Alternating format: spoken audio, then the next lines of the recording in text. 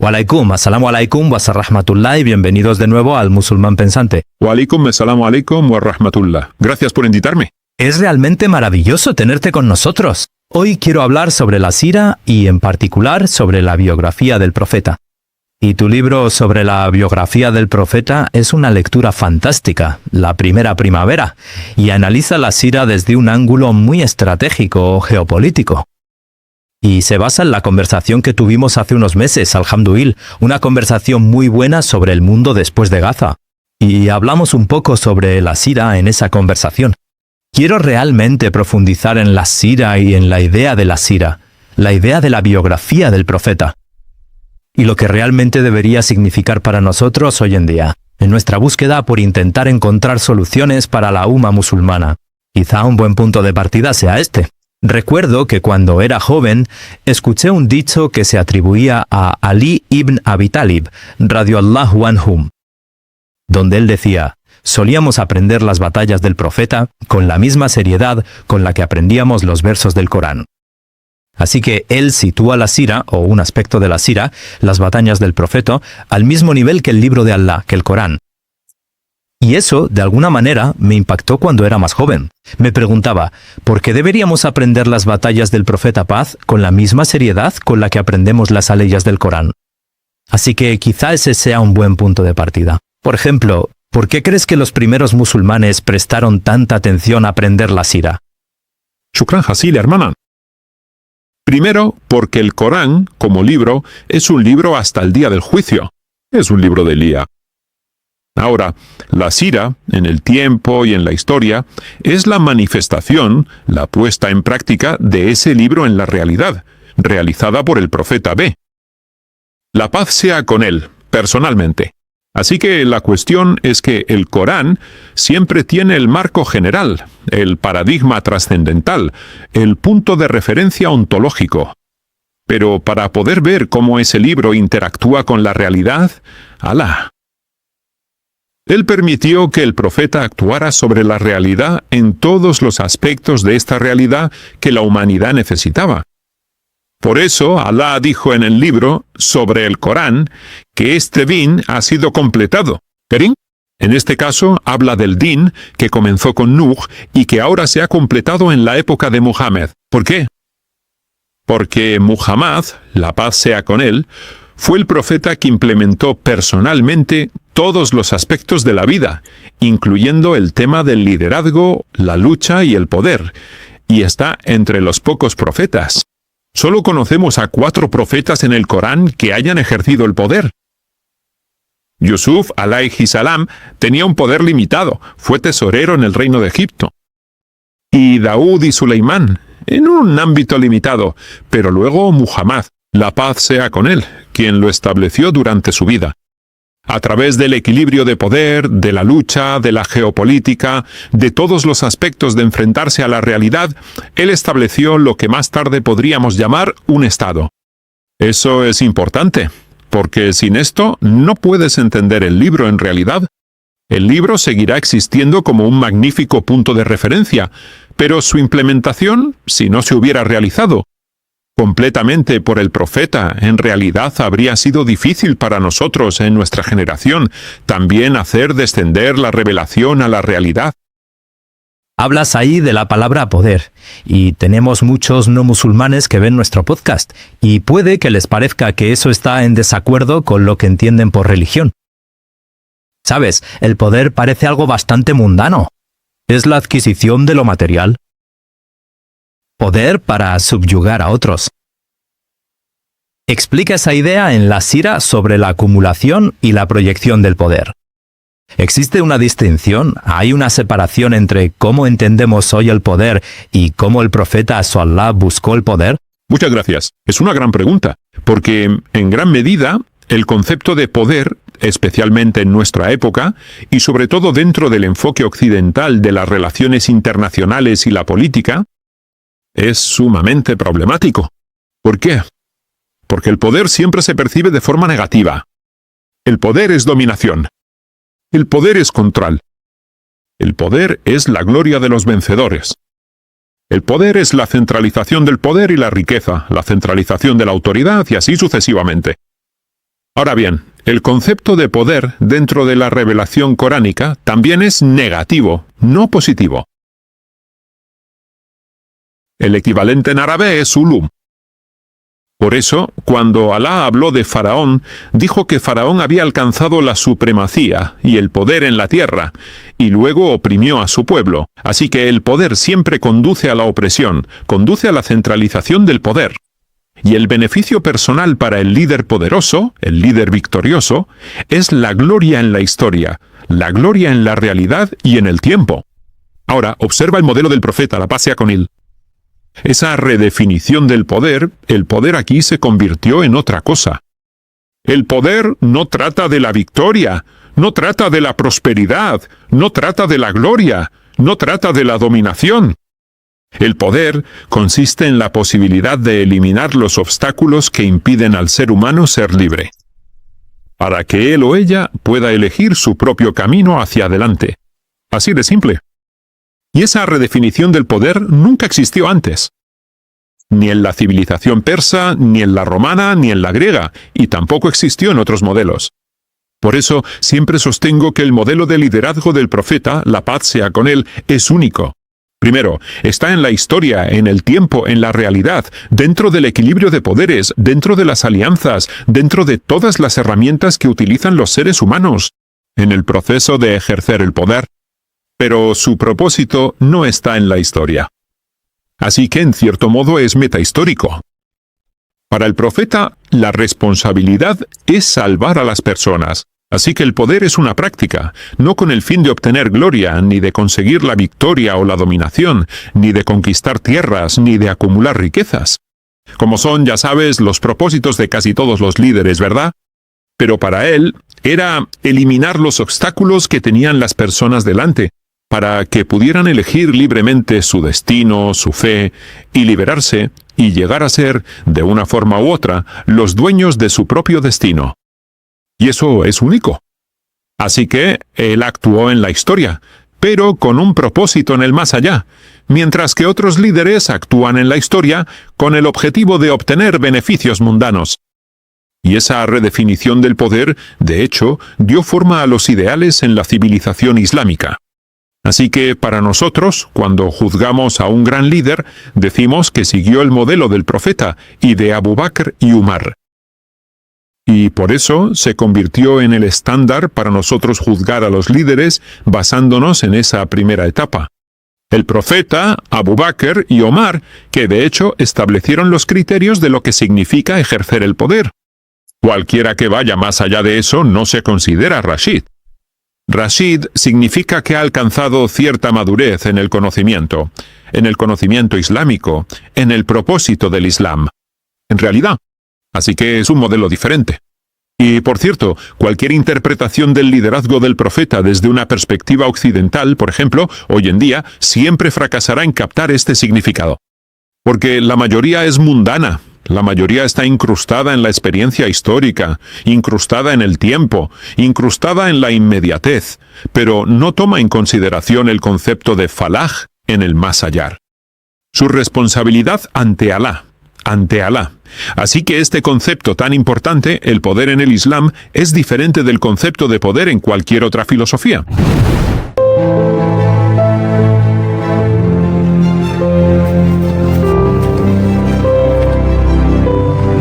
Las familias en Gaza siguen sufriendo las consecuencias de la guerra. Nosotros, en Beit al-Mal, estamos preparando muchas comidas para las personas que ayunan en el norte de Gaza, apoyándoles.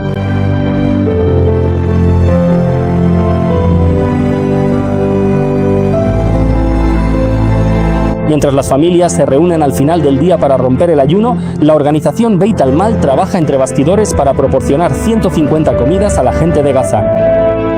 Para ayudar a restaurar un sentido de humanidad. Debemos trabajar incansablemente para garantizar y asegurar que todas aquellas familias que se encuentran en situaciones de extrema vulnerabilidad puedan tener acceso a platos de comida nutritiva y caliente, justo al final de cada larga jornada de ayuno, proporcionándoles así el sustento necesario y un momento de alivio y dignidad en sus hogares durante estos tiempos tan difíciles para la comunidad. todo el día. Empiezas tu libro hablando de la geopolítica en la época de la revelación, así que, ¿qué estaba ocurriendo políticamente en el mundo en el que se revelaron los primeros versos del Corán? Y dedicas mucho tiempo en tu libro a hablar del Imperio Bizantino y el Imperio Persa, y de las enemistades que existían entre ellos. Y parece que, según lo veo, intentas explicar la necesidad de que entendamos la sira dentro de un contexto más amplio. En otras palabras, si no entendemos la sira, no comprendemos las acciones del profeta en la Meca. Si primero no entendemos, si no intentamos comprender lo que ocurre a su alrededor. Explícalo, por ejemplo. ¿Por qué están tan intrínsecamente ligadas estas dos cosas para ti? Así que hay muchas formas de ver al profeta. Para nosotros, él es el profeta de Alá, que fue enviado. Él nos reveló el Corán a través de Muhammad. Básicamente, aprendimos los principios de la fe, la Sharia, el FIQH islámico, a través del profeta. Este es un aspecto de él como profeta. Luego hay otro aspecto de él como líder, donde actuó en su tiempo, basándose en el contexto de la realidad, para poder implementar estos principios que aprendió del libro. Y ese aspecto siempre fue marginal, en gran medida, o al menos yo lo entendí así. Porque la mayoría de nosotros, cuando estudiamos, incluso estudiamos las batallas del profeta, la paz sea con él. Se mencionaban y relataban como historias, y la narración nunca se presentaba dentro de una teoría o marco consolidado, donde yo o tú, en nuestro tiempo después de siglos, pudiéramos tomar ese modelo y llevarlo a la realidad, y utilizarlo. Así que pensé, quizá necesitamos observar todas estas acciones del profeta, ya sean batallas, alianzas, declaraciones políticas, incluso su interacción con otras sociedades en ese momento, su percepción de los romanos, percepción de los persas, percepción de las tribus locales. Y ver si había una teoría detrás de eso, que yo pudiera traerla a nuestro tiempo, donde se convierta en un modelo, porque asumo que el profeta es un ejemplo a seguir. Y si es un ejemplo a seguir en moralidad, en ética y en todo lo demás, ¿no puede ser también un modelo a seguir en geopolítica, en comprensión política? Porque si no, el Islam no estaría completo en este caso, ¿sabes? Y Alá nos dijo que el Islam ha sido completado. Así que la política completa y la geopolítica forman parte de nuestra vida. De hecho, es una parte fundamental de nuestra vida. ¿No podemos mirar al profeta desde esa perspectiva? Por eso, empecé a releer todas las acciones del profeta, la paz sea con él, desde ese punto de vista. Ahora, el elemento más importante es entender el marco contextual de sus acciones. Él actuó en la historia, como he dicho. Así que existía un orden mundial, establecido durante unos 700 años, en el que los persas y los romanos controlaban el mundo. Técnicamente, ya sabes, dos grandes potencias moldearon la percepción de las relaciones internacionales durante su vida y antes de él. Y luego hubo un momento en la historia en el que ambos llegaron, al final de su ciclo civilizatorio, no solo del orden mundial. Así que la civilización zoroástrica, que se basa en las antiguas religiones persas, llegó a su destino final. Por muchas razones que comento en el libro. El modelo occidental, que es el romano y luego el modelo bizantino, también llegó a su fin. Y entonces chocaron entre sí. Y ese choque creó un vacío enorme en el sistema internacional. Y en este periodo de vacío ocurrió que el profeta, la paz y las bendiciones de Alá sean con él, estaba en la Meca, luego en Medina, y entonces empezó a preparar a los musulmanes para restablecer el orden mundial basado en los nuevos principios que él inculcó en sus mentes y que aprendió del Corán. Y por eso, durante solo unos 10 a 15 años, ese modelo estuvo listo, y ese modelo se implementó. Inmediatamente después del colapso de los persas y la victoria de los bizantinos sobre ellos, los musulmanes lograron conquistar Persia. Y luego conquistar también Siria y el norte de África en apenas 5 o 6 años, en un golpe geopolítico muy rápido, muy repentino y muy sorprendente que nunca antes se había visto en la historia, donde dos grandes civilizaciones colosales colapsan y una civilización marginal, periférica, surge prácticamente de la nada. Porque en aquel entonces, en el equilibrio de la guerra, la Meca realmente no aparecía en el mapa. Ya sabes, para los persas o los bizantinos nunca les importó la Meca o Medina. De la nada, ese modelo fue capaz de heredar dos civilizaciones y, lo que es aún más importante, establecer de manera consistente un modelo que también sobrevive durante cientos de años. Porque quiero decir, hay invasiones en la historia, como la de los mogoles, podrías invadir y podrías conquistar, pero tu existencia es efímera. Pero ese modelo que estableció el profeta no solo conquistó y heredó, sino que además sobrevivió con éxito. Durante cientos de años, de manera constante, como un modelo exitoso. La Meca, más bien, fue el lugar de la revelación, donde el profeta recibió por primera vez la revelación de Alá a la edad de 40 años. ¿Hasta qué punto fueron intencionadas las acciones del profeta durante esos 13 años en la Meca respecto a esta concepción del poder? Porque, de nuevo, cuando observamos la sira, cuando leemos la sira y miramos las acciones concretas del profeta, a menudo se interpretan de una manera muy reactiva. Él predica, y hay una respuesta, y luego responde a esa animosidad que existe por parte de los Quraysh. ¿Había una intención, en otras palabras, en su mente desde el principio, de que estábamos buscando algo? ¿Que el mensaje del Islam buscaba el poder? Y estaba construyendo estratégicamente un grupo de compañeros, un grupo de musulmanes que pudieran soportar las cargas de ese poder en el futuro. Absolutamente. Sabes, de esto no hay duda. Y déjame explicar esto en detalle. En primer lugar, si miras los versículos revelados al profeta Salalá en las primeras revelaciones, por supuesto tenemos la sura Al-Alaq, que es la primera sura. Luego tienes Al-Muzammil, Al-Muddathir. Lo más probable es que la cuarta trate sobre los Quraysh. Es la sura Quraysh, que habla sobre los Quraysh, y en unos versículos muy bellos y resumidos, describe la composición de los Quraysh y las fuentes de poder de los Quraysh, que es comerciada. Y Al-Haram, la Meca, la Kaaba, eso es Quraysh, dijo él. El viaje de invierno y de verano, y esta casa, que es esta Kaaba. Así que para el profeta, él entendió desde el primer día que los Quraysh tenían dos pilares de poder. Uno de ellos es el comercio, el segundo es la Kaaba. Por eso, más adelante en su estrategia, después de ir a Medina, primero apuntó al comercio, y después de Al-Handak, apuntó a Al-Haram. La legitimidad del control de los Quraysh sobre Al-Haram, y creo que las semillas de su pensamiento geopolítico le fueron dadas por el Corán a una edad muy temprana. Así que, el número 1, Quraysh. Te lo mencioné. Hay otra sura que también está entre las primeras. Sura al-Buruj. Sura al-Buruj habla de una historia que sucedió en Najrán, que está en el sur de Arabia, al norte de Yemen, cuando los persas y los romanos tuvieron un enfrentamiento importante en el sur de Arabia. Esto condujo a una masacre masiva. ¿Cuál es Al-Uhdud? La trinchera donde los cristianos fueron quemados en la trinchera por un líder. Su nombre Yusuf ibn Nasar, o Danias según los recursos bizantinos. Y ese señor, de hecho, estaba patrocinado por la civilización persa. Así que, de nuevo, otra lección. Cuando los dos imperios chocan, van a generar corrupción. Y la Meca se salvó de eso porque en realidad estaba alejada. Había una enorme zona de amortiguamiento entre la Meca y todos estos tipos de conflictos. Pero una vez que invitas a estas dos potencias, lo más probable es que ocurra lo que pasó en la trinchera. Así que este es otro ejemplo de cómo entender el poder de la tiranía, de las grandes potencias cuando chocan. La tercera lección estaba, de hecho, en la Sura Ar-Rum, que fue increíble. Hasta ahora sigo sorprendido por la Sura Ar-Rum, por cierto. ¿Ok? ¿Tú estás?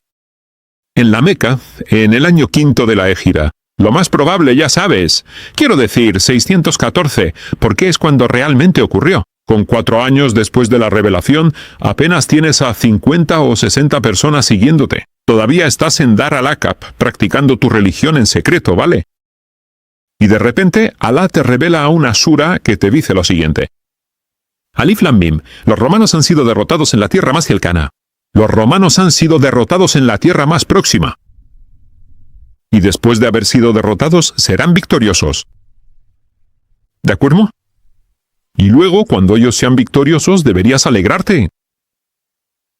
Entonces, ¿qué significa esto? ¿Por qué estoy en la Meta? Ni siquiera puedo predicar el Islam a mi propia tribu, ya sabes, por la presión. Estoy intentando enviar a mis compañeros a Abisinia para que escapen de la presión de los Quraysh. Entonces, Alá me está enseñando acerca de una guerra internacional mundial que tiene lugar en Palestina en ese momento, en Jerusalén, porque en el año 614 los persas tomaron Jerusalén. Y eso fue una revelación durante ese periodo. ¿Por qué me está enseñando sobre los romanos, los bizantinos y los persas? ¿Cuál es exactamente el propósito de eso? Fue una gran lección de política internacional. El mundo ha comenzado. De ahora en adelante, habrá turbulencias. Habrá un cambio en el orden mundial.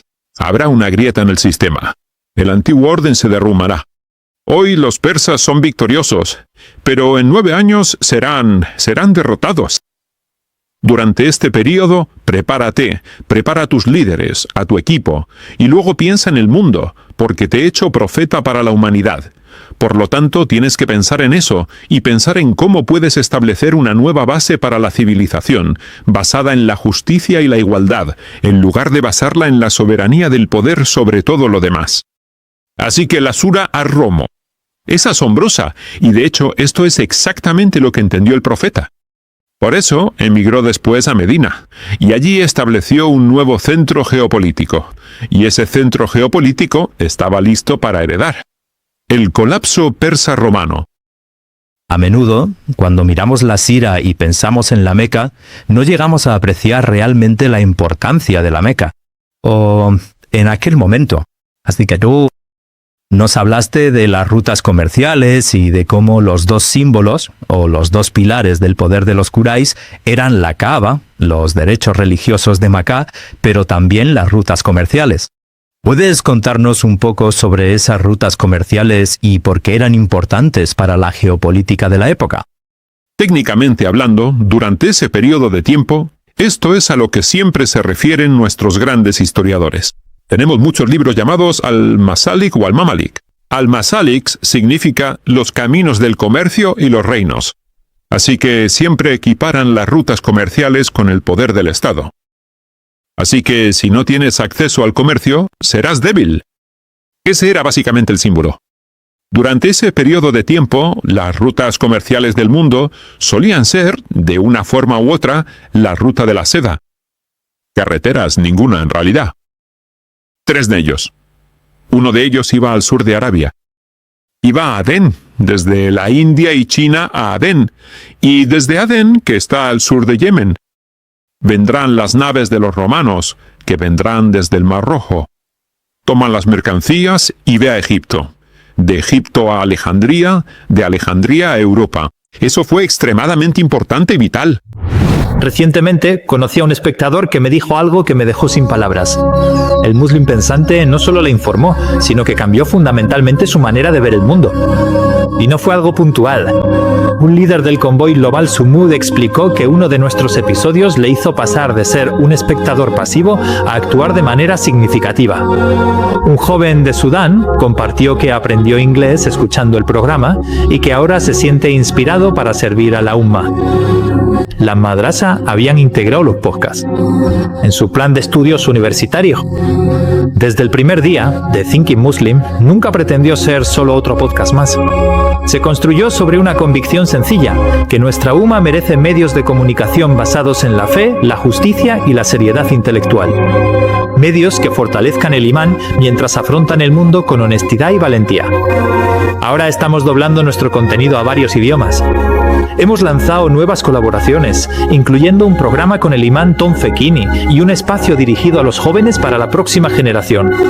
Y al llevar The Thinking Muslim de gira, he visto de primera mano el hambre que hay en nuestra umma por contenido con sustancia, profundidad y liderazgo con principio. Lo que viene a continuación es aún más ambicioso. Un programa de historia contado con significado para el presente. Una serie sobre figuras transformadoras. Una serie política y contenido diseñado especialmente para niños. La visión por sí sola no es suficiente. Para construir estudios, formar presentadores y crear medios profesionales que puedan estar a la altura de los mejores, necesitamos un apoyo sostenido de personas que crean que este trabajo es importante. Únete a nosotros hoy. Hazte miembro en thinkingmuslim.com/membership y ayúdanos a construir lo que nuestra comunidad realmente merece.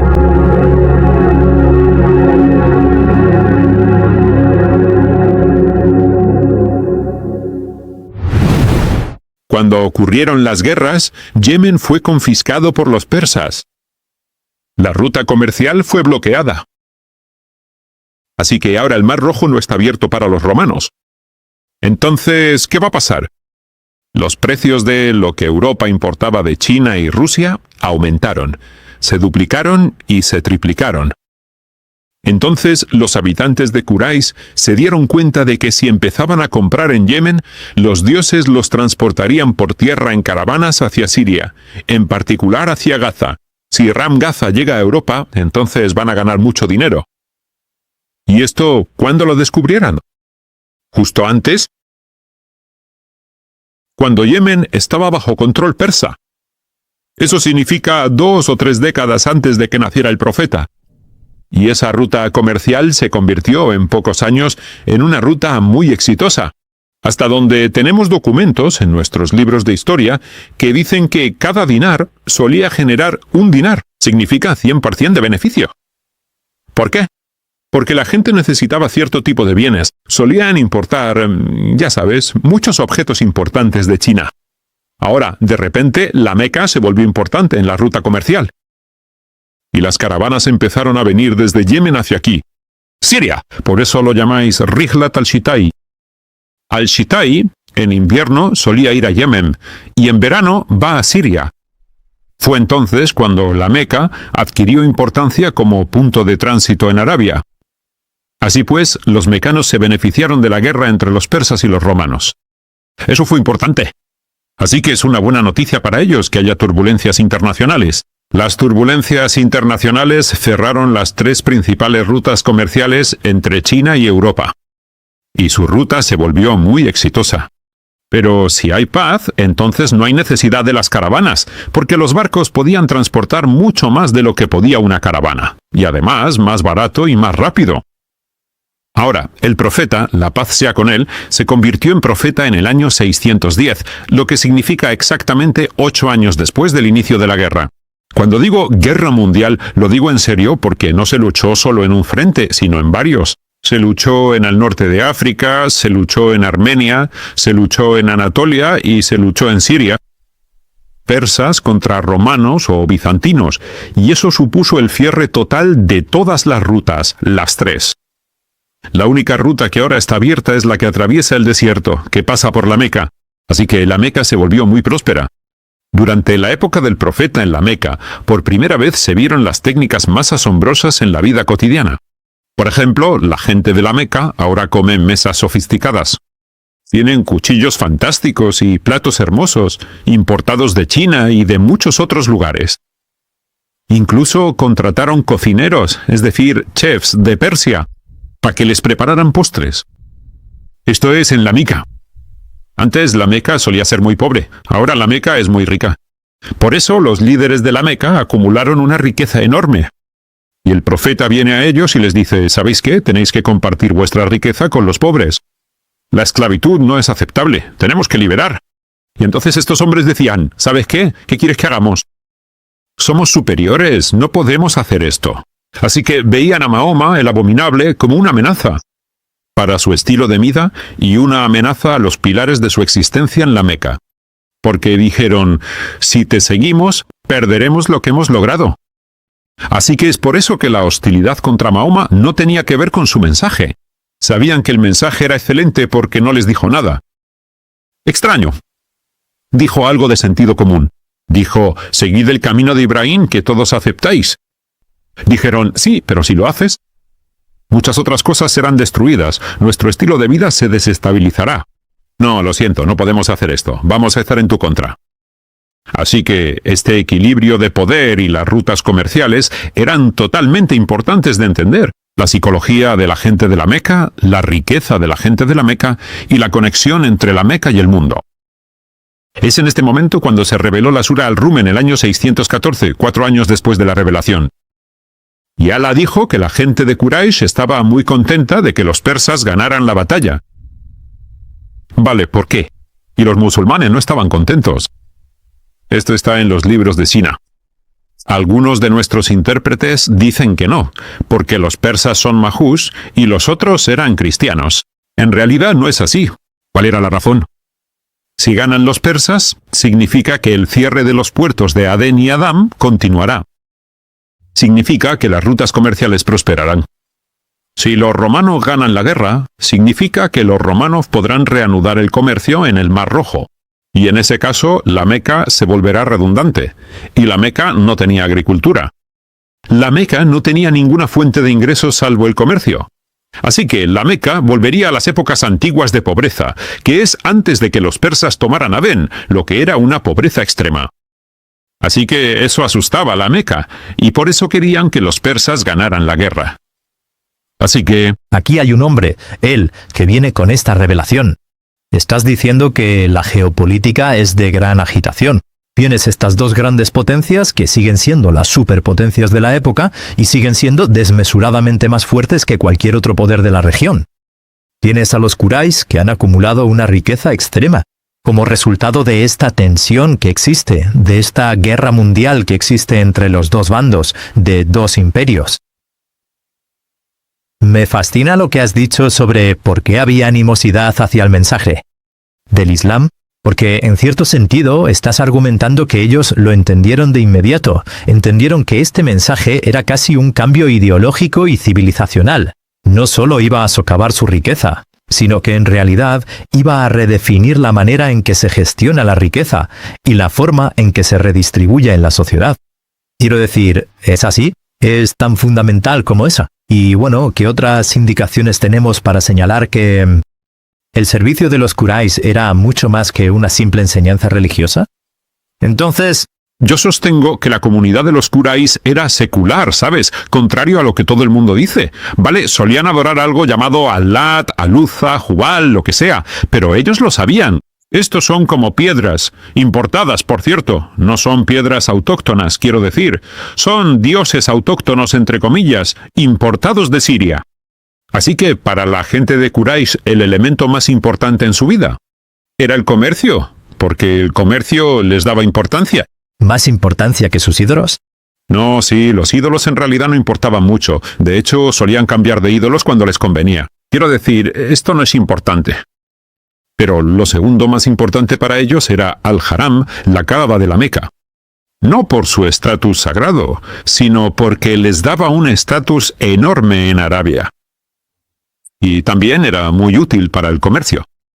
Por eso, si estudias la temporada de comercio, había una temporada de comercio, de la que hablé con acento agudo, el comercio internacional entre Persia, Yemen y Siria.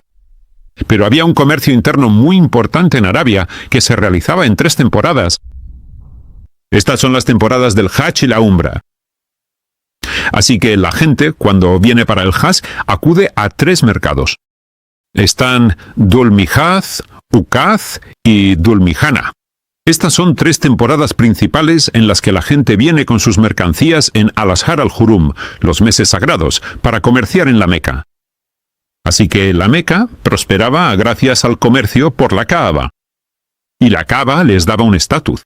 Así que si eres miembro de la Meca, si eres ciudadano de la Meca, de Quraysh, vayas donde vayas en Arabia y la gente te reconoce, es como si fueras de la nobleza. Eres de los celebrados. ¿Por qué? Porque eres el custodio de la Kaaba. Eso no solo te da estatus, sino que incluso te otorga inmunidad. Así que si un bandido te ataca en el desierto y gritas diciendo «Soy Harami», que significa «Soy del Haram», nunca te matarán. Exacto. Ahí mismo tienes inmunidad. ¿Por qué? Porque eres de la ciudad sagrada. Así que así la Kaaba fue muy útil para la Meca, para la élite de la Meca. Por eso también la usaron para enriquecerse.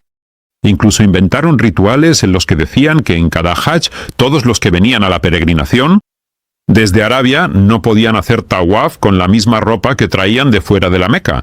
Tenía que ir al mercado local y comprar ropa en el mercado local para hacer el tawaf. De lo contrario, debía tirar su ropa vieja. Esto es increíble. Así que realmente se enriquecieron. La Meca era básicamente una comunidad empresarial laica que valoraba la riqueza y el estatus.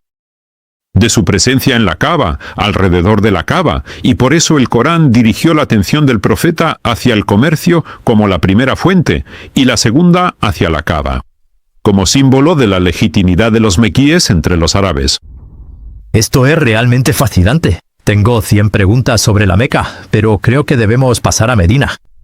Y recomendaría encarecidamente que para un análisis más detallado nuestros espectadores lean su libro al respecto. Especialmente los primeros capítulos, donde usted analiza la geopolítica. Pero volvamos a Mérida. Así que usted ha dicho en una respuesta anterior que el profeta estableció una base de poder, digamos, en Medina. Para poder proyectar ese poder y crear cierta seguridad para su religión y para sus seguidores. Para lograr alcanzar ese propósito se encargó de emplear toda una serie de herramientas. Un conjunto de medidas para proyectar poder, tanto económicas como políticas, culturales y, en última instancia, también militares. Observo que una de las primeras cosas que hizo tras consolidar el poder en Medina fue empezar a asaltar las caravanas de los Quraysh. Explique por qué eso fue lo primero que hizo, al menos a nivel regional, al menos en relación con los Quraysh, que él consideró necesario. Es importante hacer lo que estaba pasando por su mente cuando lo hizo. Entonces, después de 13 años de intentar convencer a la gente de la Meca de abrazar el Islam, o para acomodar su rizón, Sí. de hecho intentaron matarle, así que tuvo que huir, tuvo que marcharse. Y por eso ocurrió la Égira. Así que la Égira fue a Medina, que es una ciudad que, como sabes, en aquel momento estaba atravesando una crisis existencial. Sí. Medina llevaba sufriendo los últimos 5 años de guerra civil, y los líderes de Medina en aquel entonces, llamada Yathrib, fueron destruidos y asesinados durante esa guerra. Ahora Medina, o Yathrib, está buscando un nuevo contrato, un contrato social, para poder reconstruirse. La llegada de alguien de fuera de Medina, que aboga por la hermandad, que llama a la igualdad, que invita a dejar atrás la hostilidad, resulta extremadamente útil para la gente de Medina. Así que, inmediatamente captaron el valor histórico. Ya sabes, la utilidad de este concepto. Y de hecho, la gente de Medina, cuando el profeta Sallallahu llegó allí, se reunieron a su alrededor, tanto los musulmanes como los no musulmanes. Eso significa que vieron en él a un líder capaz de llevar la ciudad más allá de su sangriento pasado. Así que eso era necesario entenderlo. Ahora, cuando sus compañeros empiezan a ir a Medina, a emigrar a Medina, sus bienes fueron confiscados en la Meca. La mayor parte de la riqueza a los Quraysh empezaron a confiscar los bienes de todos los compañeros de Muhammad. Así que el profeta primero dijo, después de 6 meses de su llegada, envió un pequeño grupo. Lo llamamos Saria. Saria es un grupo de combatientes. Es una expedición, técnicamente, no necesariamente para combatir.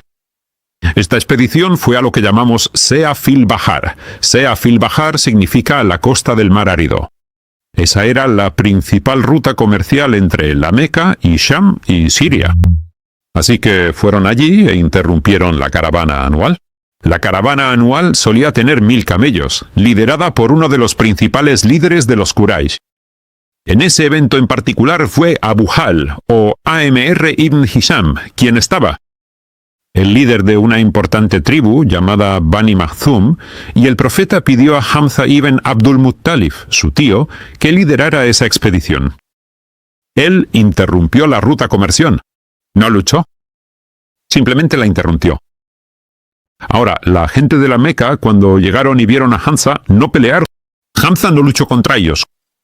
Pero les dijo, tenemos dinero, que vosotros habéis confiscado, y nosotros merecemos confiscar parte de vuestra riqueza para sustituir la nuestra. No se lo dieron. ¿Pero qué ocurrió en ese evento en particular? Primero, los mequíes supieron que a partir de ahora sus rutas comerciales hacia Siria ya no son seguras. Ese es el primer punto. Así que hay un nuevo poder emergiendo en Medina, que es capaz de interrumpir sus rutas comerciales. En segundo lugar, las tribus de la costa, que es un tema extremadamente importante. Las tribus de la costa que aceptaron que las caravanas cruzaran sus tierras hacia Siria, y en este caso había una tribu llamada Johaina. Observe que el ejército de Mahoma está creciendo. Preferimos no ser aliados. Así que dejaron de apoyar el libre acceso de los mecanos al norte a menos que haya un nuevo Tams. Porque también temen que el nuevo centro geopolítico en Medina pueda igualmente interferir en su territorio. Así que, inmediatamente después de ese incidente en particular, una delegación de Yuhaina, que es esta tribu, fue a Medina y firmó un tratado con el profeta.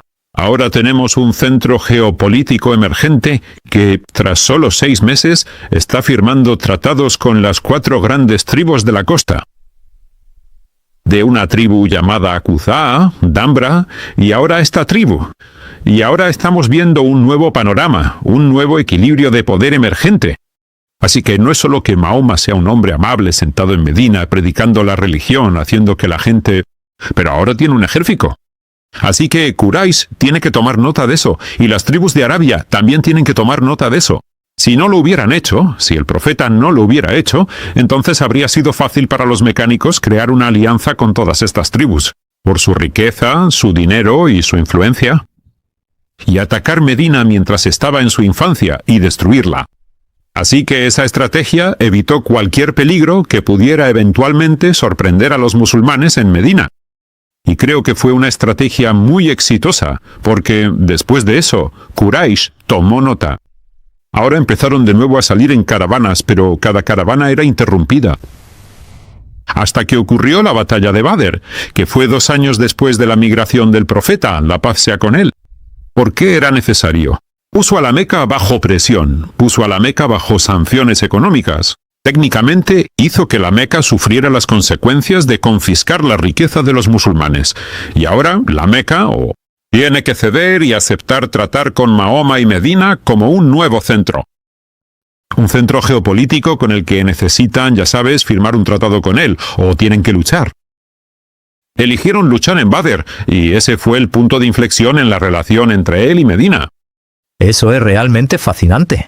Fuera de cámara estábamos hablando de cómo algunos no musulmanes, quizá aquellos que tienen una visión muy desfavorable del Islam, caracterizan este tipo de acciones como las de un caudillo. Me reteo. Creo que hablamos de Jordan Peterson, que mencionó al profeta y dijo eso. Ya sabes que estas acciones son propias de una persona que, está interesada en crear guerra. ¿Cómo lo desmitificarías? ¿Cómo lo expresarías y explicarías? Quiero decir, he oído esto porque la historia era que él decía que, creo que hay un profeta enviado por Dios. Debe creer en la tolerancia, el perdón, el amor y la paz. Pero, ¿cómo es posible que un profeta pueda convertirse en un luchador? Pero la respuesta a eso es muy sencilla. Este es un profeta hasta el último profeta. Es un modelo a seguir en todos los aspectos de nuestra vida. Así que Jesús, Isa, la paz sea con él, según la interpretación cristiana de él, era un hombre de paz.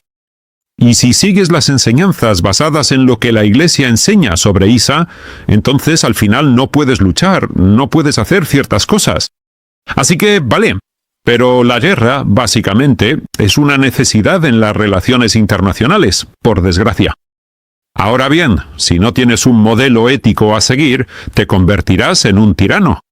Por eso, la mayoría de las guerras que libró Occidente, y sobre todo las civilizaciones cristianas, fueron en realidad muy sangrientas, incluyendo la Primera y la Segunda Guerra Mundial. Al menos inventaron la energía nuclear, que ya era una idea de generaciones anteriores. Así que la idea es que el profeta aquí está dando un modelo. De un luchador y un líder, pero con un propósito más allá del poder, más allá de la tiranía, más allá de la victoria por la gloria. Así que, mientras que todos los demás modelos que nos dio Occidente son en realidad para fines mundanos, así que sí, necesitamos que el profeta actúe. Como líder y como luchador, como comandante de un ejército, porque él enseñará a los comandantes de los ejércitos que le sigan cómo ser justos y cómo alcanzar su objetivo sin destruir la dignidad humana. Y esto es lo que hacía el profeta. Así que su objetivo aquí, en este caso, era liberar a las personas en lugar de destruirlas. Mientras que si tomas el modelo de liderazgo militar o de ejército de otras civilizaciones, incluida la occidental, llegarás a un punto en el que el objetivo es la victoria total. Incluso si tiene que aniquilar al enemigo, el profeta nunca aniquiló a un enemigo. Así que él tiene un modelo para que lo sigamos. Y eso es parte del conjunto por el cual este modelo es completo hasta el día del juicio. Significa que cada aspecto de la actividad humana está representado en este modelo, en este ejemplo a seguir. Y por eso tenía que hacerlo. Tiene que ser así. De lo contrario, el Corán nunca se implementaría tal como fue revelado. Me interesa mucho el temperamento o el ejercicio del poder del profeta. Externamente estamos viendo este cambio, supongo, de la Meca, donde en la Meca el profeta no participa en ningún tipo de lucha material, por así decirlo. Pero ahora, en Medina, tiene un estado y está utilizando la guerra militar, o al menos expediciones, como medio para interrumpir el comercio de sus oponentes, de sus enemigos. Internamente, el profeta no utilizó la represión interna contra lo que entendemos como los munafiquín de Medina, los hipócritas de Medina.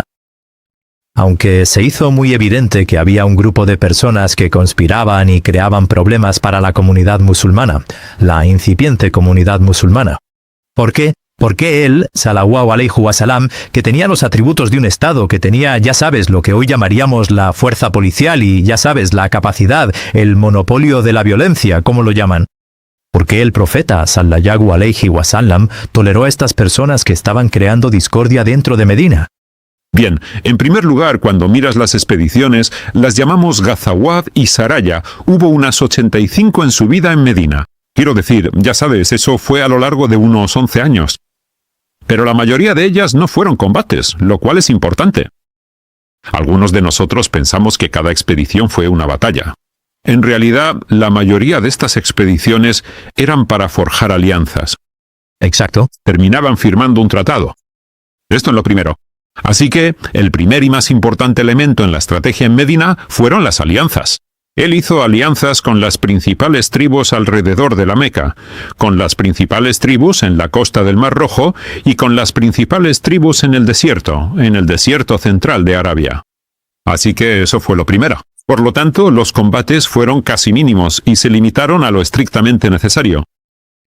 Y eso era algo sumamente importante a tener en cuenta. Así que cuando la gente habla de las Gazawas, piensan que simplemente Mahomed siglo Abu Dhabi estaba únicamente ocupado luchando.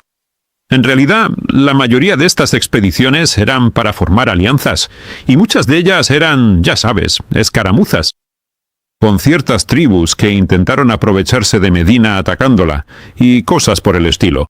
Lo primero.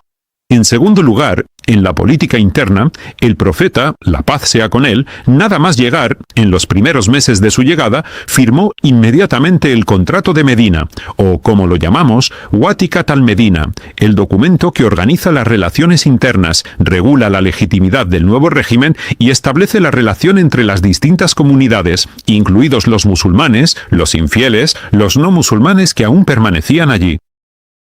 Un porcentaje enorme de Medina. La gente piensa que los musulmanes, que Medina se convirtió al Islam de la noche a la mañana. Eso no es cierto. Yo sí lo creo. Menos del 20% de la población de Medina era musulmana cuando llegó el profeta. Y la mayoría en realidad eran no musulmanes y judíos, las tribus judías. Así que él organizó las relaciones entre ellos. Sobre la base de un nuevo orden, incluso de nuevos fundamentos legislativos, donde se establecía cuándo podían demandarse entre sí y cómo hacerlo. Así que ese fue el primer orden establecido en Arabia, mediante el cual se establecen las legalidades con la legitimidad y el contrato social, y la definición de una nueva sociedad y un nuevo estado llamado Medina. Entonces, ¿es este un estado basado en el derecho? Sobre la ley, y por eso la llamó Medina. En Medina era Yasrib. Vale, hasta que ese documento fue firmado por todas las tribus, y se convirtió en Medina, y Medina en realidad deriva de Tamadún. ¡Qué civilización! Así que ahora estás estableciendo un modelo que de nuevo es el nuevo modelo. No lo llamo un estado, lo llamo Medina, ¿sabes? Así que ese concepto, esa imagen real. Ahora, entre la gente de Medina había personas que no aceptaron su profecía, su condición de profeta, y dijeron esto: lo siento, sí, vamos a vivir en Medina, sea lo que sea, pero no te vamos a aceptar. Pero algunos de ellos, además, empezaron a cotillear sobre él, incluso a veces urdiendo algunas conspiraciones. Hay dos tipos de conspiraciones. Algunas de estas conspiraciones eran de seguridad. Eso significa intentos de matarle. Y fue muy tajante con las personas que intentaban desestabilizar el orden de seguridad en Medina. Y en este caso expulsó a algunas tribus. Resultó que eran judíos, pero no fue por ser judíos. Los expulsó porque había un asunto relacionado con la seguridad. Un dilema que ellos crearon. Y hay personas que se oponían a él verbalmente. Los toleró. ¿Por qué?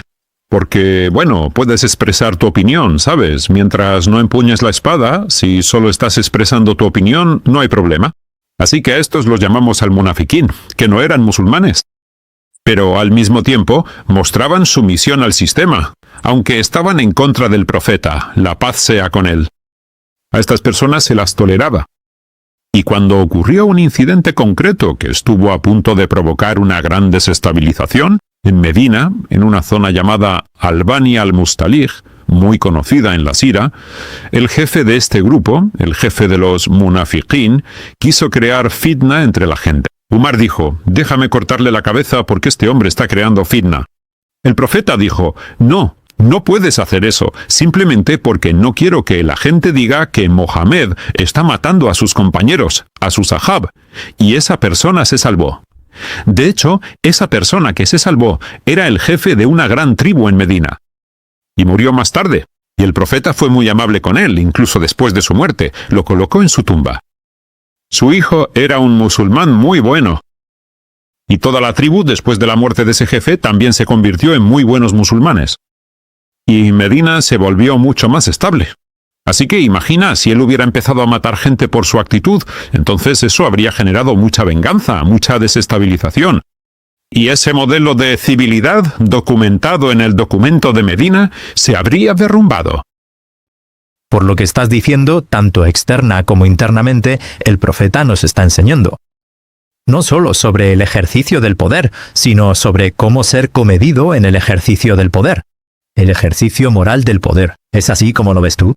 Ser comedido y al mismo tiempo, cuando es necesario, ser decidido. Ese fue el equilibrio que él creó. Sí.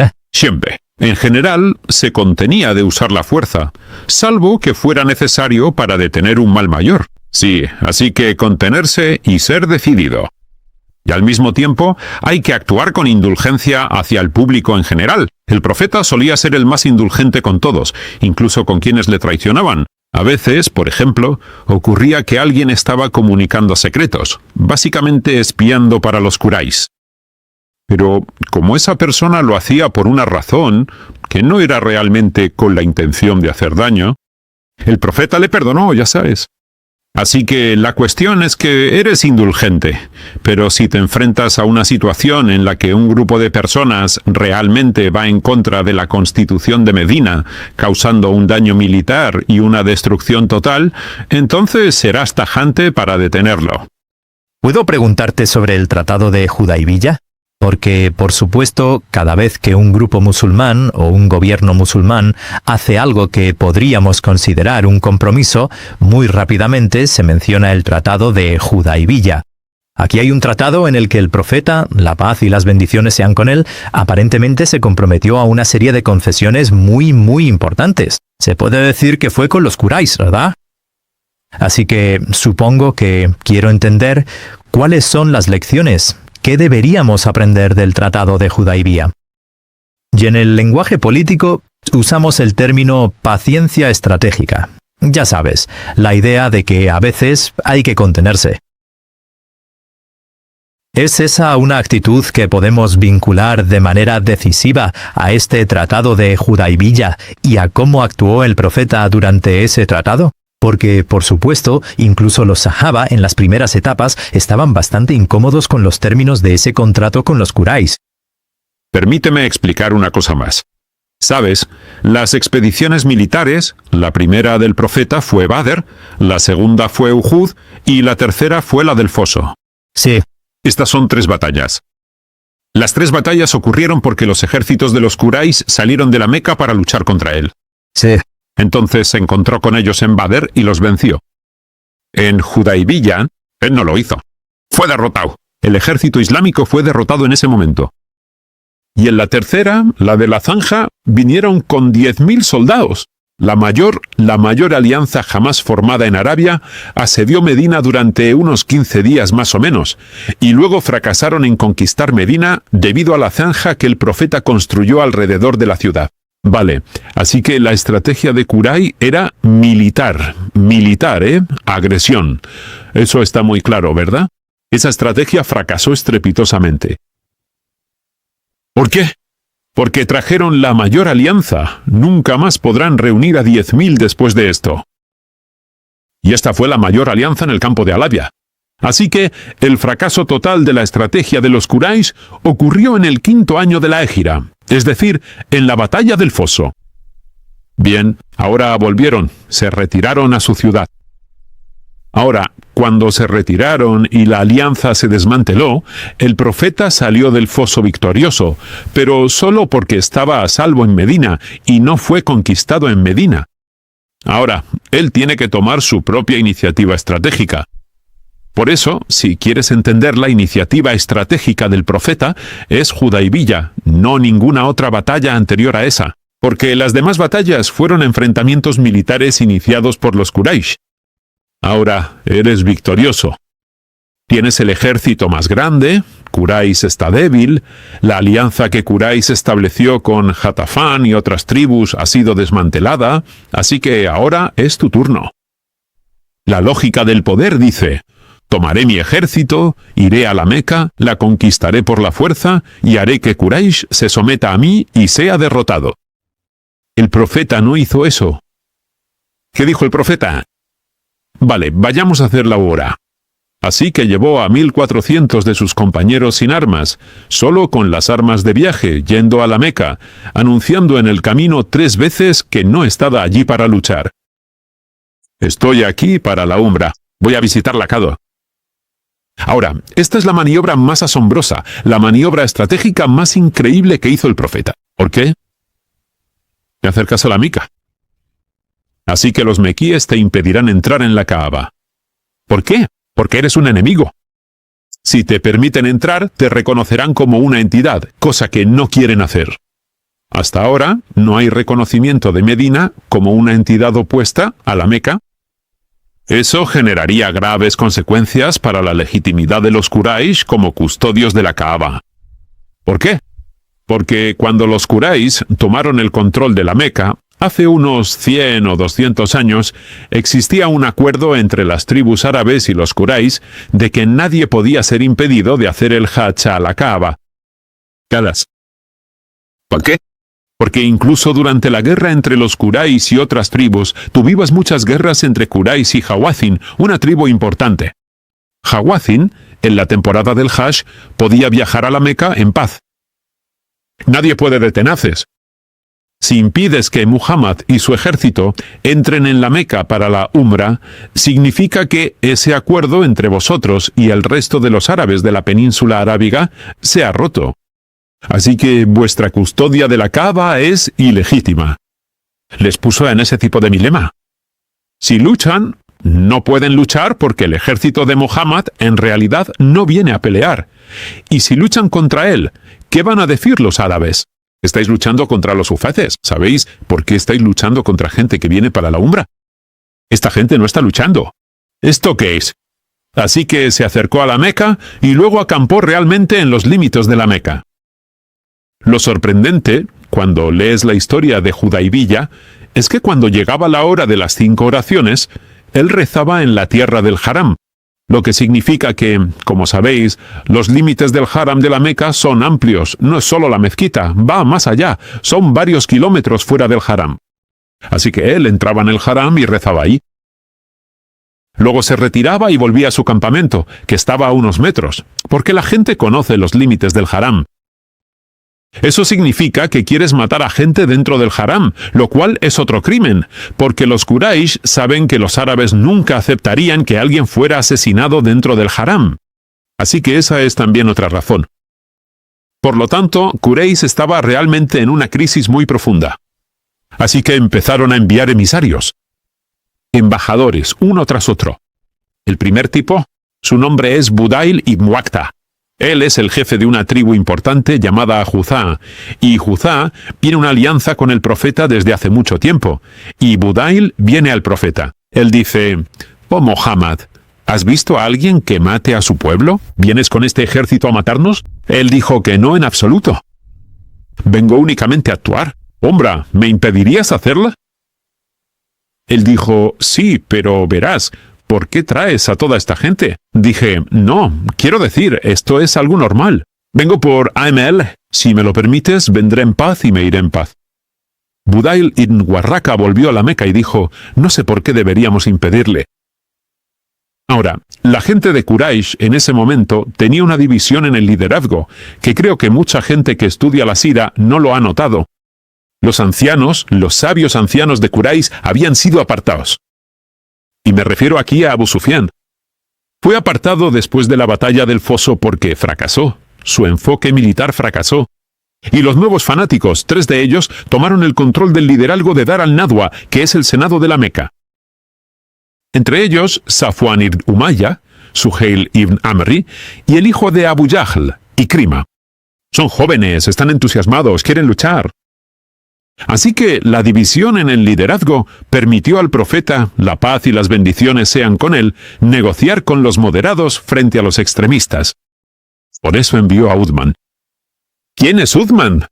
Uthman es primo de Abu Sufyan. Y Uthman se acercó al liderazgo moderado de Abu Sufyan y les dijo: «Escuchad, venimos aquí no para luchar. ¿Podríais, si nos importa, permitirnos venir para la Umma?» La división en la sociedad también se profundizó cuando el profeta, la paz sea con él, realizó una de las maniobras más asombrosas, que fue contactar con los esclavos, los marginados, la gente que no pertenecía a la élite de Quraysh. Porque hay que entender que no todos en Quraysh, en la Meca, estaban entre los nobles, la nobleza, las grandes tribus. Teníamos, calculo yo, entre un 50 y un 60% de la población de la Meca, esclavos y mawali, lo que significa que son de varias tribus que encontraron residencia en la Meca, pero no pertenecen a las 6 o 7 tribus principales de Quraysh. Estas personas están marginadas, oprimidas, odian a los líderes porque son pobres y han sido maltratadas. Hizo el profeta. Él se pone en contacto con ellos, les habla y atrae su apoyo. Y de hecho, amenazan al Senado. Dar al-Nadwa les amenazaron: «Si no permitís que Muhammad entre, vamos a luchar contra vosotros». Así que habrá una guerra civil dentro de la Meca. Él utilizó todas estas técnicas. Primero envió a Uthman. En segundo lugar, envió un mensaje en muchas ruedas de prensa usando esta terminología. Dijo: «No estoy aquí para la guerra. Perdón, no voy a luchar. Solo vengo para el Hajj o la Umra». La tercera, contactó con los marginados y las atrajo. La cuarta, entonces cuando todo falló, llegó el cuarto punto, donde hizo la Bayat al-Ridwan.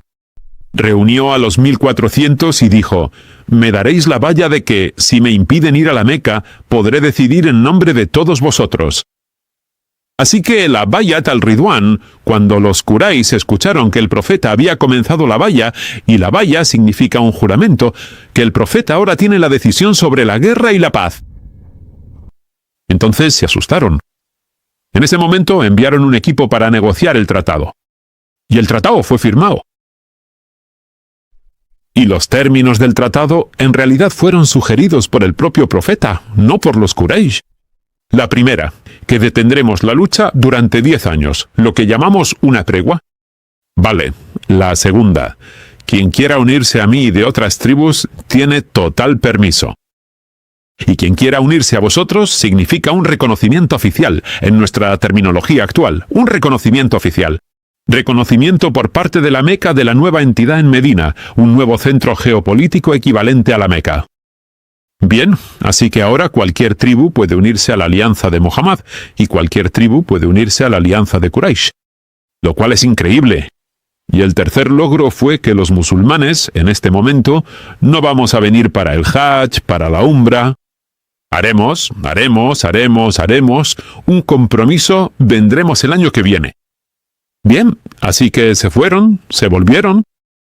Él les dijo a Aná, el profeta Salayahú, cuando estaba de camino de regreso.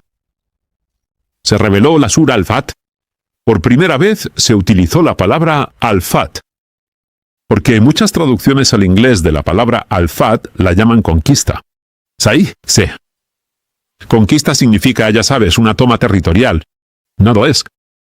En el Corán, la primera vez que aparece la palabra Al-Fat es para describir un tratado realizado entre el profeta y los Quraysh, que no implicó derramamiento de sangre ni tampoco una conquista territorial. Conquista. Alá describió ese momento como Al-Fat al-Mubin, la gran victoria, la gran conquista. Así que la definición de Al-Fat, siempre en el Islam, cuando decimos Futuhat y Fat, no significa conquista en inglés. En realidad significa apertura, significa la eliminación de barreras, significa que ahora te permitimos interactuar libremente con los seres humanos para transmitir el mensaje. Eso fue Fata, ese es el término original, y después de eso todos los musulmanes adoptaron la palabra Futuhat en el Islam. Incluso cuando conquistamos Siria, decíamos Fath al-Sham. Conquistamos Irak, decíamos Fath al-Irak. No decíamos conquista, decimos Fat y el Fat. Aquí significa eliminar las barreras entre las personas para que puedan elegir, expulsar a las autoridades que establecen dictaduras y regímenes autoritarios. Eso es Fata. Y el origen de esto estuvo en Hudaybiyah. Así que la estrategia del profeta, en realidad no era militar en su estrategia de respuesta contra los Quraysh. Fue un enfoque pacífico hacia los Quraysh para eliminar las barreras de comunicación y permitir que la misión se difundiera de manera pacífica. A quien quisiera aceptarla. Mencioné en la pregunta que algunas personas citan Hudaybiyah, porque la Umbra no se realizó ese año como parte de un compromiso. Y luego utilizan eso como excusa para guardar silencio sobre Gaza, o para tener relaciones con Israel y normalizar y lo que sea.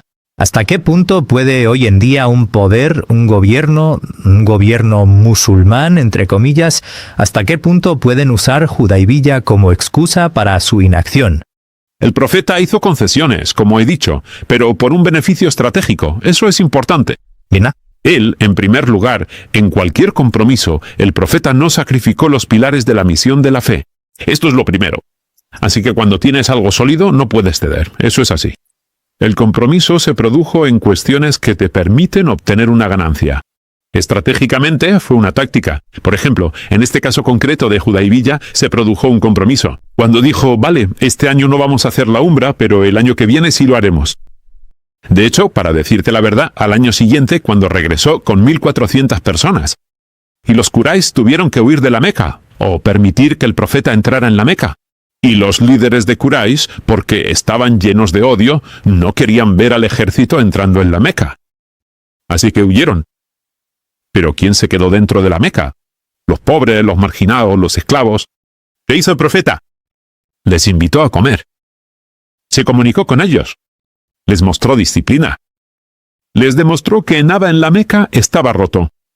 Los 3 días que pasó en la Meca fue impactante para la gente de la Meca. ¡Qué hermoso! ¡Qué amables! ¡Qué bondadosas son estas 1.400 personas con nosotros! Y de hecho, ese es el momento en que la mayoría de la gente de la Meca empieza a plantearse hacerse musulmana. Porque vieron un nuevo modelo. Así que, incluso ese retraso también generó algo en la mente de la gente de la Meca, que permitió que el Islam empezara a difundirse pacíficamente. Por eso siempre digo que la Meca fue conquistada moralmente cuando el profeta la visitó, en esa Umbra, antes de que fuera conquistada militarmente 2 años después. Así que... Eso también es importante. Así que cualquier concesión que hizo fue muy estratégica, y nunca sacrificó los principios. Eso es importante.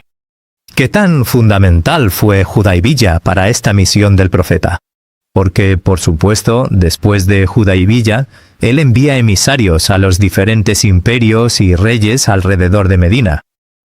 Y parece que hubo mucho movimiento en esos 2 años entre Hudaybiyah y Fatah al-Makka, la conquista de la Meca o la liberación de la Meca. Estos años parecen ser sumamente importantes para el éxito global de este mensaje. Explícanos por qué esos años fueron tan importantes. Según mis propios cálculos, Hudaybiyah ocurrió en el año 227. Es exactamente el mismo año en que los romanos derrotaron a los persas. Y los romanos conquistaron la capital de Persia, Taizafún, en ese momento en Irak. Correcto. ¿Mone? Y después de Al-Hudaybiyah, inmediatamente el profeta se dio cuenta de que el orden internacional ahora estaba entrando en un estado de total interregno. Ahora lo llamamos interregno. Significa falta de certeza. Lo viejo ha muerto y lo nuevo aún no ha nacido. Así que este es el momento en el que puedes introducir tu propio enfoque. Así que envió un mensaje al César, envió un mensaje al rey persa que estaba huyendo en ese momento. Quiero decir, el rey persa de hecho fue asesinado. Y el tercero envió mensajes a Egipto, al rey de Egipto, al rey de Bahrein, es decir, la península arábiga septentrional, al rey de Omán, al rey o emir de Yemen, que en ese momento era persa. Así que ahora empieza a actuar. En primer lugar, su entidad en Medina es reconocida como un nuevo centro geopolítico. El orden internacional se está desmoronando, así que Egipto, que estaba bajo los bizantinos, ahora está pensando en independizarse. Así que... Puedo acercarme a ellos. Roma, que estaba influenciada por las raíces persas hasta Yemen, ahora se siente libre para desarrollar su propia independencia. Puedo acercarme a ellos. Abasha, Abisinia, que era el aliado más importante de los romanos o bizantinos, en ese momento estaba bajo el gobierno de un gobernante llamado, ya sabes, Najashi Negus, con quien se había comunicado desde la primera fase del Islam, 5 años después de la revelación, a través de una misión diplomática liderada por Uthman. Y su esposa, Ruqayya, la hija de Mohammed, la paz sea con él. Así que mucha gente dice que esa delegación fue para escapar de la tiranía de los Quraysh. Yo digo que fue una misión diplomática. Uthman era una figura muy importante en la comunidad. Nadie se habría atrevido a tocar a Uthman ni a la hija del profeta debido a la moralidad que existía incluso en la comunidad de la Yahiliyya. Aseguró Abisinia desde el principio, ahora está intentando asegurar Yemen. Yemen, inmediatamente, cuando los yemeníes entendieron que Persia había colapsado, se hicieron musulmanes. El emir de Yemen, que por cierto es persa, se hizo musulmán. Así que esa comunicación a la que te refieres ocurrió en el momento del colapso total del sistema. Y el profeta ahora empezó a comunicarse con líderes regionales. Y con los grandes les decía, escuchad, tenemos este mensaje del Islam, ¿os gustaría, ya sabéis, considerar estudiarlo? Y empezó a acercarse a ellos. Así que, además, ese movimiento fue oportuno y se dio en el momento adecuado de la transformación histórica. Esto es importante. Luego, para asegurar Medina, después de haber asegurado Al-Hudaybiyah, y ahora, por supuesto, el Frente Sur está asegurado tras Al-Hudaybiyah, así que Quraysh no te atacará. Bien, así que el Frente Oeste, que es la costa de Arabia, está asegurado gracias a los tratados que mencioné que firmó con las 4 tribus principales. Y ahora el problema viene del este y del norte. La capital del este y del norte es Khaybar. Khaybar, la gente dice, vale, Khaybar era la capital judía en el norte, pero no es la única capital judía en el norte. Khaybar, en realidad, era la base, el centro, la capital de Ghatafán, que es la tribu más grande de Arabia, que siempre fue hostil al profeta, que participó en la alianza en la batalla del Foso. Ya que resolví la cuenta con Quraysh, resolví la cuenta con la costa, ha llegado el momento de resolver la cuenta pendiente con Khaybar, que es la capital de Ghatafán, y con el pueblo judío que también formaba parte de la alianza en esa zona. Y eso es lo que realmente ocurrió en Khaybar. Así que Khaybar fue la última gran batalla que tuvo lugar en ese momento. Inmediatamente después de eso empieza a enviar. Estaba explorando la frontera. Ahora tenemos a Mu'tah intentando ir más allá de Arabia. Así que Mu'tah está en el sur de Jordania hoy en día. Así que esta es la primera expedición que fue a explorar el poder de la nueva conquista de Siria bajo el dominio de los bizantinos. Así que Mu'tah fue, en mi opinión, un movimiento estratégico para tomar el poder de los nuevos conquistadores. Luego Tabuk, que también estaba en la misma dirección. Porque siempre digo algo interesante. El profeta ordenó las 3 expediciones de su vida hacia fuera de Arabia, donde estaban los romanos, no los persas. Aunque si yo hubiera sido el asesor nacional estratégico del profeta en Medina, el asesor de seguridad nacional, y él me dice, vale, ¿cuál debería ser el siguiente paso después de los macabeos? La Meca y Khaybar, yo diría que debería ser Persia. ¿Por qué? Porque Persia tiene vacío. No, él fue a los victoriosos, no a los derrotados. Muta estaba en contra de eso. Muta ocurrió en septiembre de 26-29, solo 2 meses. Después de que los bizantinos tomaron posesión de Palestina. Bueno, en segundo lugar, Tabuk, 1 año después. En tercer lugar, el Ba'ath. Osama bin Sayyid. Ocurrió la última orden geopolítica, la última instrucción del comandante del ejército islámico, Mahoma. La paz sea con él, mientras moría dijo, Anfidu Bath a Osama, envía el ejército de Osama. ¿Dónde? A Palestina, a Gaza y al sur, a Balca, que es la parte sur de Jordania. Así pues, los 3 fueron enviados a los bizantinos. ¿Por qué? Él entendía que su misión como profeta no podía completarse hasta que, de hecho, ya sabes, Persia ya estaba en camino de ser eliminada de la ecuación. Ahora los bizantinos son victoriosos, son poderosos. Quizá este sea el momento. Si los bizantinos son derrotados, entonces se abrirá la puerta de la misión islámica internacional. Una vez que conquistas Palestina o Siria a los bizantinos, significa que el mensaje podría llegar a Egipto, podría llegar a Armenia, podría llegar a Anatolia. Y esto es exactamente lo que ocurrió durante la época de Abu Bakr y Umar, después de la muerte del profeta. Así que el pensamiento estratégico era, soy un profeta para la humanidad. Se me ha encomendado transmitir este mensaje a todo el mundo. He conquistado Arabia. Pero ahora eso no es suficiente. Necesito transmitir el mensaje. ¿Quién es ahora el portero? ¿Quién está bloqueando el camino? Los bizantinos. Así que necesito eliminar a los bizantinos y permitir que la gente de Siria y Egipto, y quien quiera después de ellos, pueda conocer el mensaje. Y entonces podrá conocer el mensaje. Eso no significa que tenga que hacerse musulmán, porque la conquista de Siria nunca llevó a la aceptación inmediata del Islam. Teníamos Siria 150 años después de la conquista de Siria, cristiana. La mayoría de los sirios eran cristianos. La mayoría de los egipcios durante 200 años después de la conquista eran cristianos. La mayoría de los iraquíes, después de la conquista de Irak, eran cristianos y nunca se les obligó a abrazar el Islam. Así que la conquista aquí no significaba que te estuviera imponiendo mi propia ideología, o que estuviera confiscando vuestra riqueza. De hecho, fue una gran maniobra para todos estos ciudadanos, porque pagaban impuestos muy elevados a los bizantinos y a los persas debido a la guerra. El profeta o sus compañeros, cuando tomaron el control de la tierra, eliminaron todos esos impuestos. Y así se logró la prosperidad, se alcanzó la libertad y se preservó la religión. Quien quisiera seguir cualquier religión podía hacerlo. Y así es como surgieron los nuevos pilares de la civilización en Irak y en Siria. Cuando hablas de la sira del profeta, sabes, puedo ver cómo te inspira. Y cuánto nosotros, como musulmanes, deberíamos buscar el conocimiento y la comprensión de esta sira. Cuando pensamos en la sunna del profeta, a menudo decimos que su sunna son sus dichos y sus acciones. ¿Cuánto de esta estrategia de la que hablas fue revelación? Es decir, ¿cuánto de ello fue wahi de Allah subhanahu wa ta'ala y cuánto fue él, sallallahu alayhi wa sallam, intentando lograrlo? Sí, fines revelados, pero en realidad este es el profeta sallallahu alayhi wa sallam ideando un nuevo modelo civilizatorio para actuar. Las semillas de su pensamiento geopolítico provenían de la revelación. Exacto. En Marco ontológico, el marco epistemológico, provenían de la revelación. sí, Pero las acciones eran acciones humanas.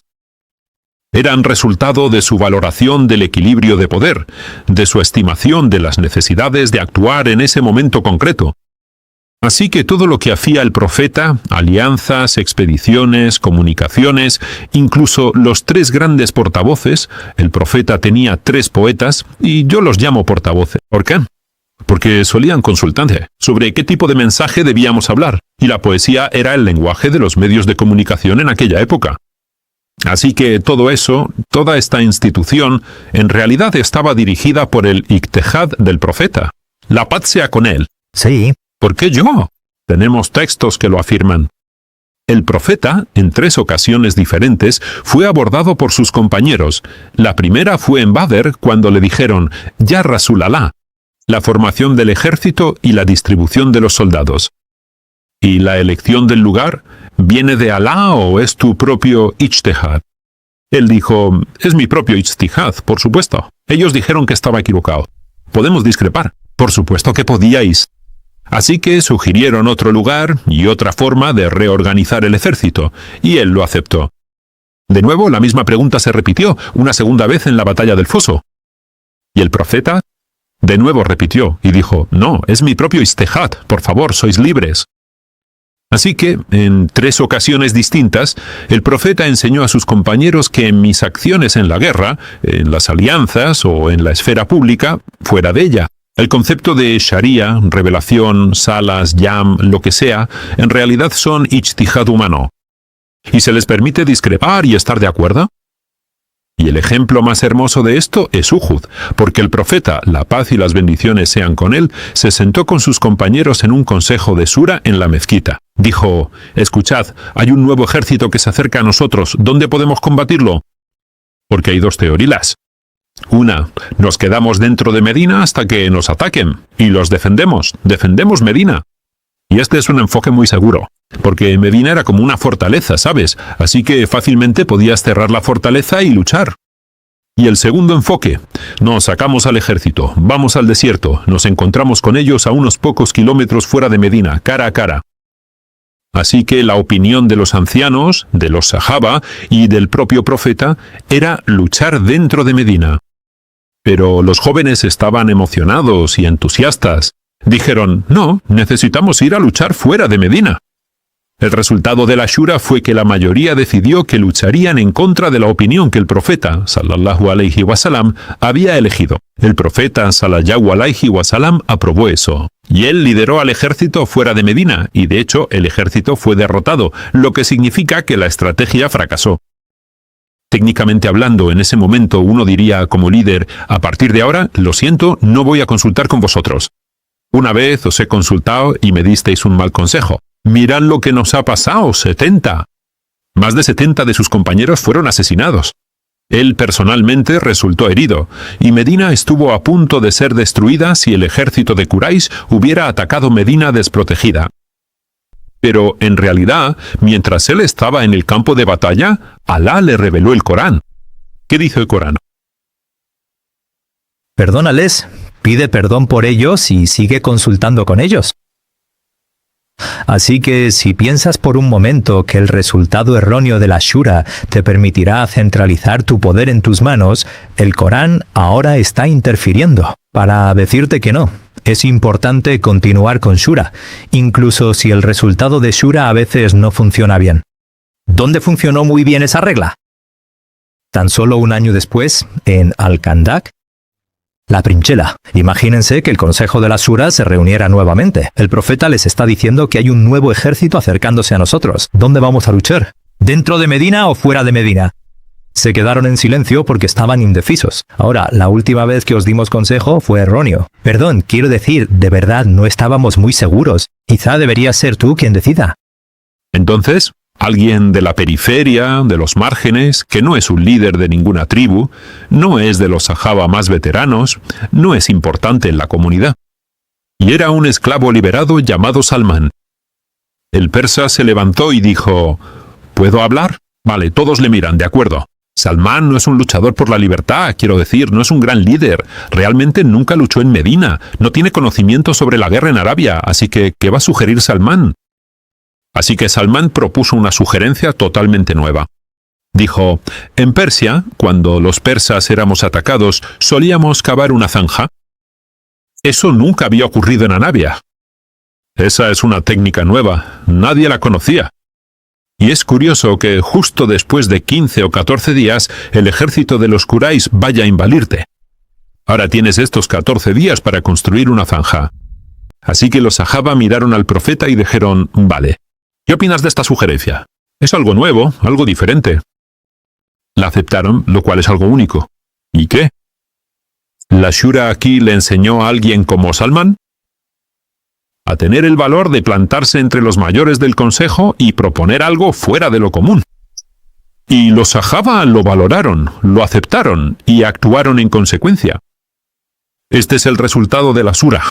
Así que la Shura, que en Uhud fue un problema, salvó a Medina de una amenaza existencial. Por eso la Shura se volvió obligatoria. Incluso el propio profeta, sallallahu alayhi wa sallam, implementó la Shura en todos los aspectos de la vida pública. Todo esto que has dicho es realmente fascinante, y creo que podríamos dedicar varios episodios a explorar la sira. Hablemos de la situación contemporánea de la umma musulmana.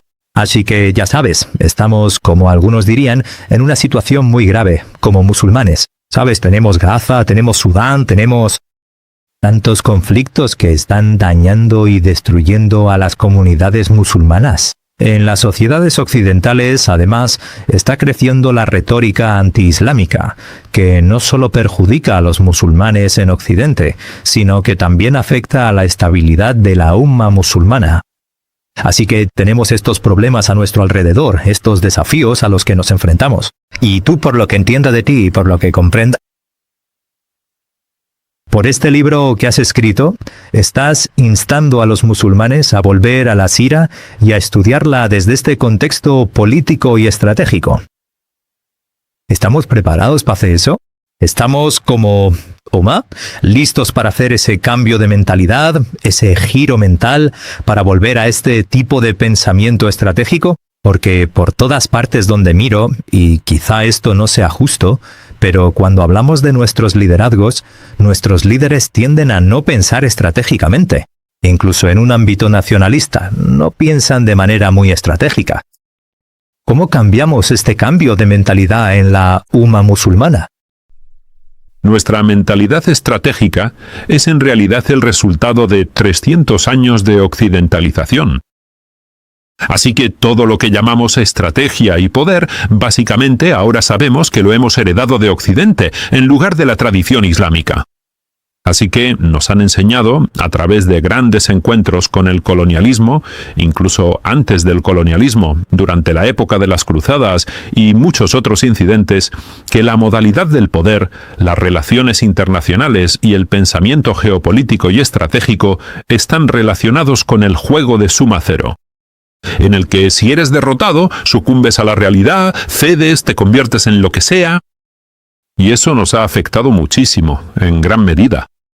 Este modelo del profeta, la paz sea con él, en realidad nunca se tomó en serio durante los últimos 200 o 300 años.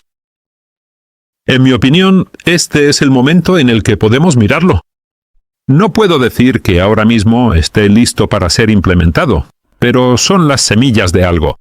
Si se toma en serio, podría desarrollarse mucho más, ya sabes, en teoría, en una teoría mucho mejor.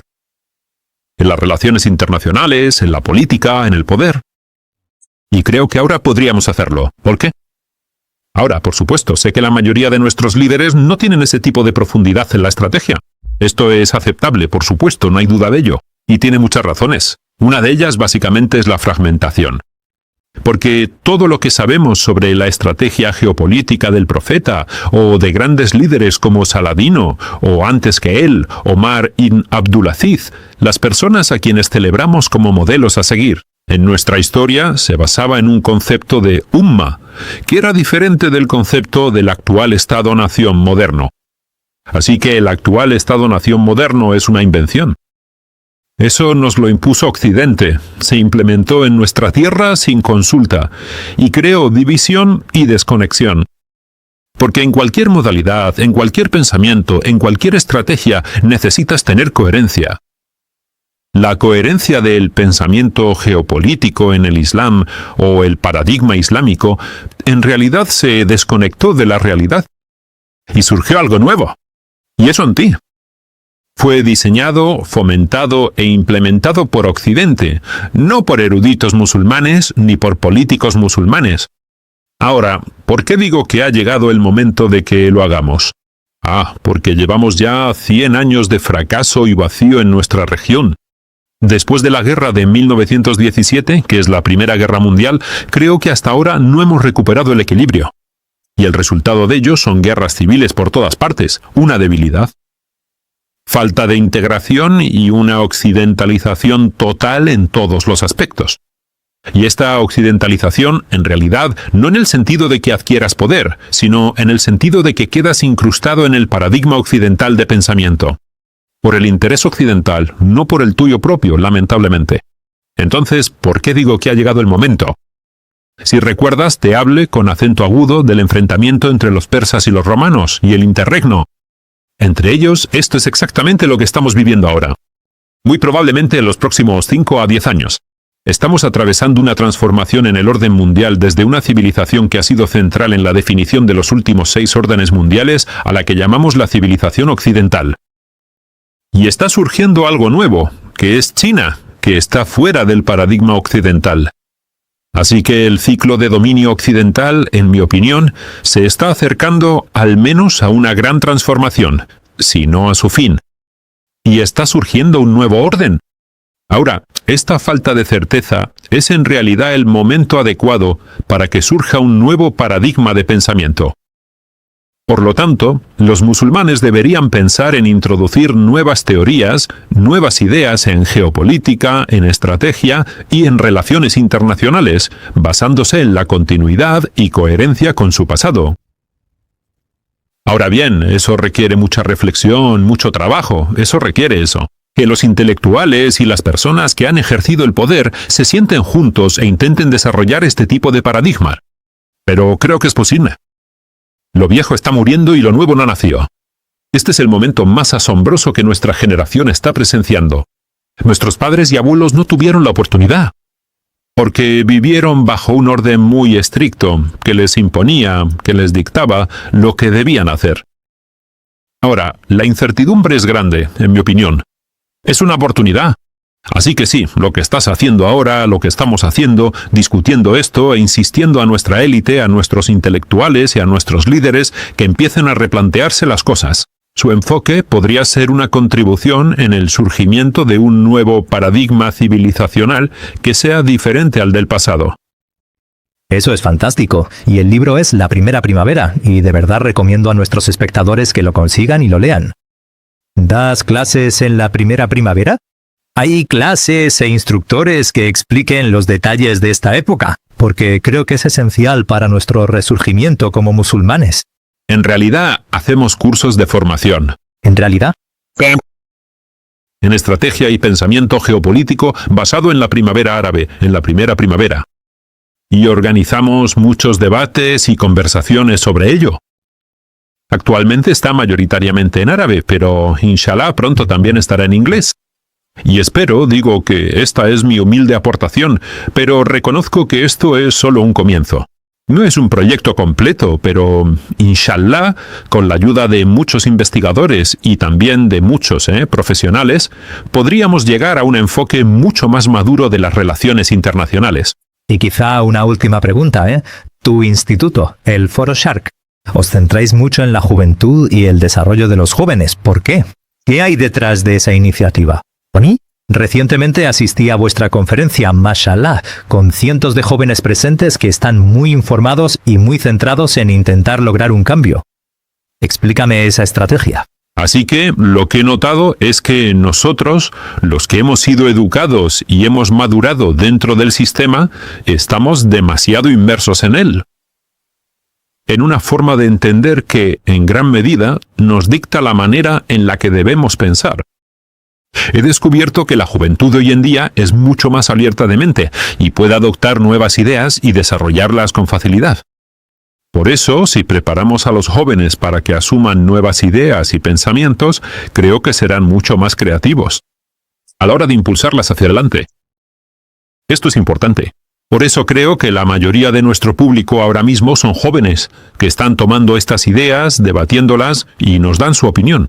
Y es increíble de verdad a veces. Me fascinan sus ideas y comentarios, que me parecen geniales, y aprendo mucho de ellos. Wale Jafar, muchísimas gracias de nuevo por tu tiempo. Que Dios te lo pague. Muchas gracias. Gracias. La paz sea contigo. Ahora has llegado al final de este programa, y el hecho de que hayas permanecido hasta el final me dice que realmente crees en nuestro trabajo. Por favor, considera hacer una donación puntual o hacerte miembro visitando thinkingmuslim.com/membership. Tus aportaciones te dan acceso exclusivo a contenido entre bastidores y la posibilidad de hacer preguntas a nuestros invitados y participar en llamadas mensuales, conmigo, mi equipo y nuestros invitados como Sami Handi. Que Dios te recompense con el bien y no dejes de tenernos en tus oraciones.